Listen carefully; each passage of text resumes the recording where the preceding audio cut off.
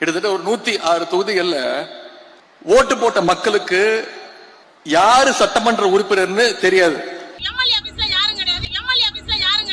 யோ, என்ன இங்க கூட்டம்? ஐயா, எங்க ஊர் எம்எல்ஏ செல்வநாயத்தை தேடி வந்த. எங்கேயா இருப்பாரு? அவர் அசம்பிள்ல இருந்து என்ன வரல.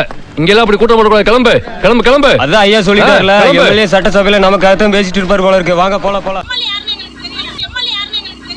இன்னும் சொல்ல போனா மக்களுக்கு இல்ல, இப்ப இருக்கக்கூடிய முதலமைச்சருக்கு யார் சட்டமன்ற உறுப்பினர் யார் அமைச்சர்னு தெரியாது.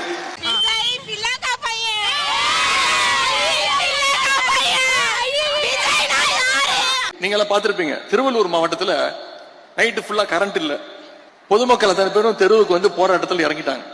நிருபர்கள் போய் கேட்கறாங்க அவங்க கிட்ட, ஏன் வந்து இப்போ சாலை மறியல் பண்றீங்க, சட்டமன்ற உறுப்பினர் போய் பார்த்து கோரிக்கை வைக்க வேண்டியதானு.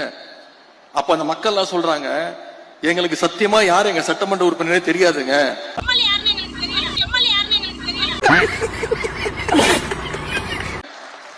தெரிஞ்சதானங்க போய் அவங்க வீட்டுல போய் நாங்க கேட்க முடியும் அப்படின்னு கேக்குறாங்க. இதுதான் இந்த சோஃபா மாடல் அரசனுடைய லட்சணம்.